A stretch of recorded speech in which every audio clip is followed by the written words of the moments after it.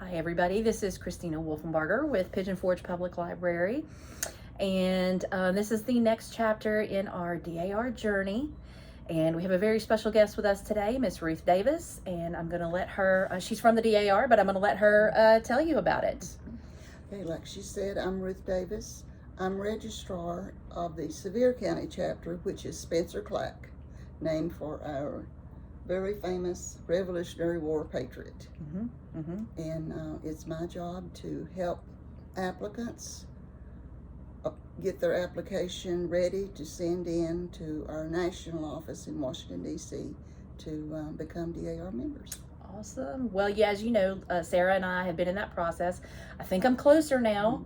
I think Miss Davis has done an amazing job and a ton of legwork to make it happen.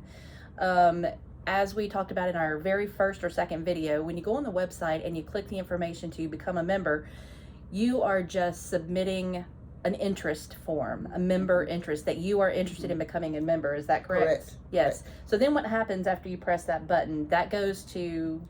That will go to our state registrar. Okay. And she looks at the address of the interested person, and she sends it to the registrar of the closest DAR chapter in the area. In your case, that was Spencer Clack. Man, we are super lucky to have that so close, aren't we? And the state registrar lives in Knoxville. Oh, yes, that's great. Better. Yes, and I can tell you, like I said in the first or second video, they have been so communicative.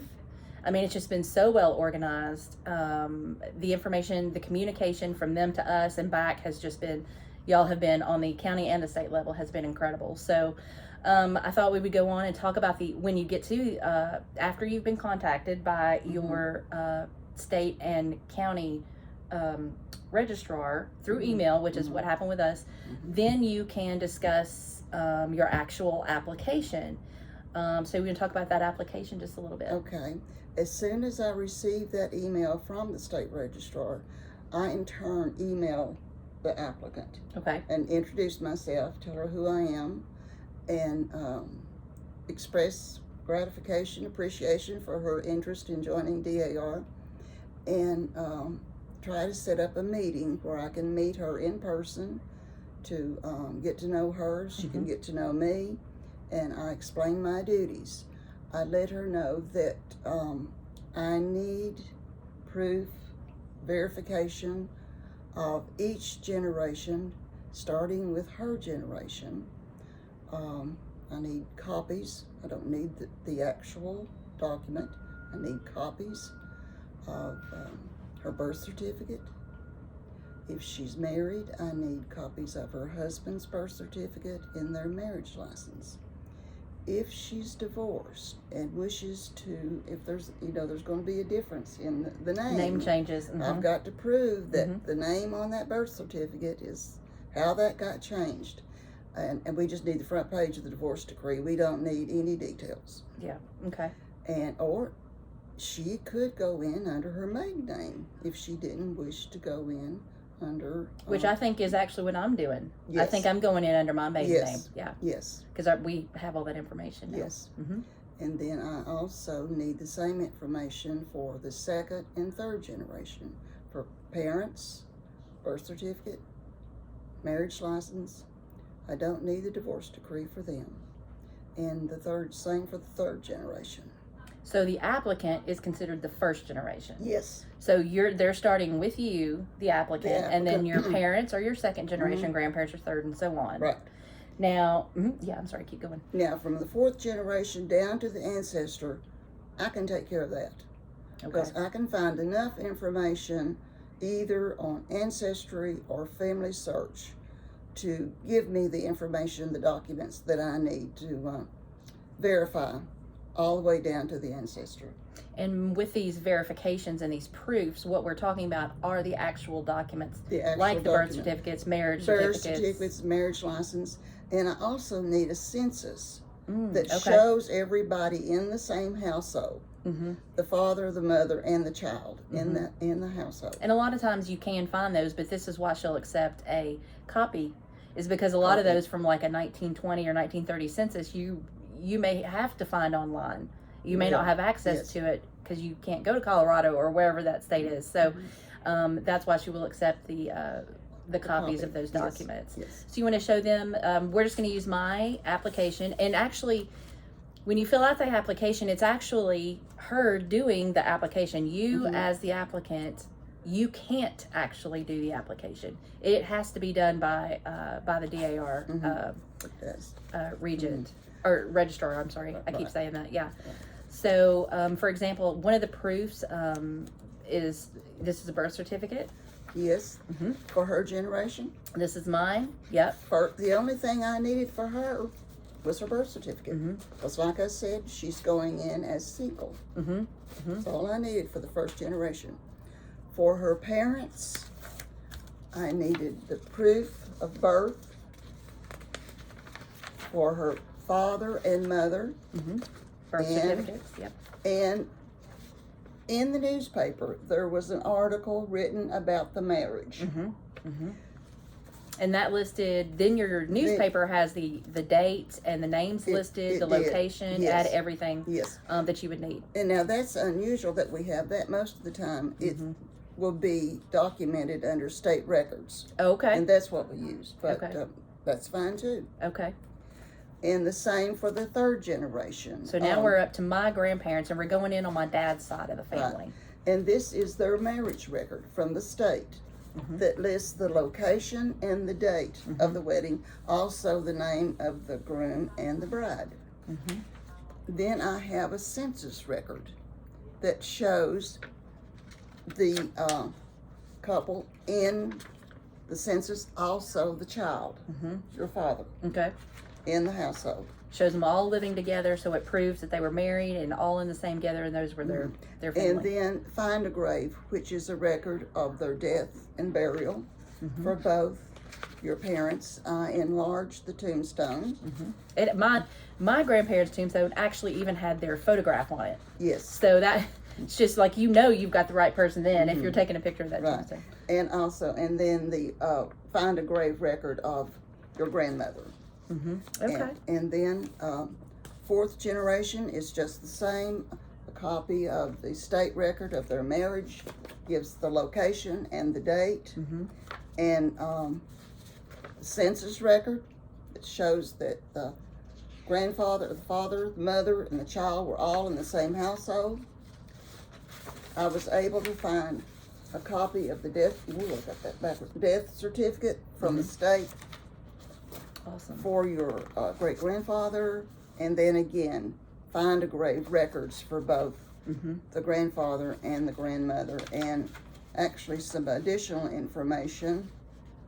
Well, this is another death certificate and information on find a grave that verifies their death and location of burial. And what she did was find my 8th, 9th person back. I did, yes. Yeah, so she's found a relative that's 8th or 9th generation back. So what the applicant does is, like she said, the first, like your generation, your parents and your grandparents, then she already has this person that's in the DAR and has been issued a number. So that person, she's just connecting down to the 3rd generation because that relative has already been proven and is in the DAR, has a DAR number. Then she just finds all those proofs to make the connections between those generations. Yes. And then when I have collected all the documents that I need to show a link between each generation. Okay. Link them all. And then in your case, I went to your ancestor and saw that his generation and his son's generation was already there. And we have a way of copying that information onto your application, so I don't have to do that. Oh, nice. And they can tell by the way it's printed that I didn't do it. They did, so that's good. And then I just fill in. This is all the generational stuff for my generation. Yes, yes. Christina's information is here at the bottom. It was already printed out by our national office, and I added the remaining generations, starting with Christina as Generation 1. Okay. Well, that is awesome. And then on the next page, I have to list the documentation that we've used and describe it and tell what it is. All right. And then After this application, what happens next? After she has completed that for you? After I've completed it, I get with the applicant for a signature and payment of fees. Okay. And then it's sent into our national office, and it usually takes about a month to a month and a half to be verified. Okay. Okay. So they go through her steps to make sure she's done everything that she is supposed to. Yes. And so again, she was able to locate someone already in the DAR, which means that ancestor has been issued a DAR ancestor number. And that is a much easier way. She was just telling me a minute ago that she's also working on another case where the person has not been already in the DAR, so she's trying to prove a brand new relative. Yeah. And brand so what's ancestor. that like? It's a lot of work. That can be more difficult, but it's possible. Okay. You must prove that that person either fought in the war or provided supplies. In the Revolutionary War, you did not need to be boots on the ground. If your ancestors supplied needed materials, a wagon of corn, side of beef, whiskey, medical supplies, whatever. That was a medical supply, a much needed medical supplies, bullets, anything that helped those soldiers fight the battle.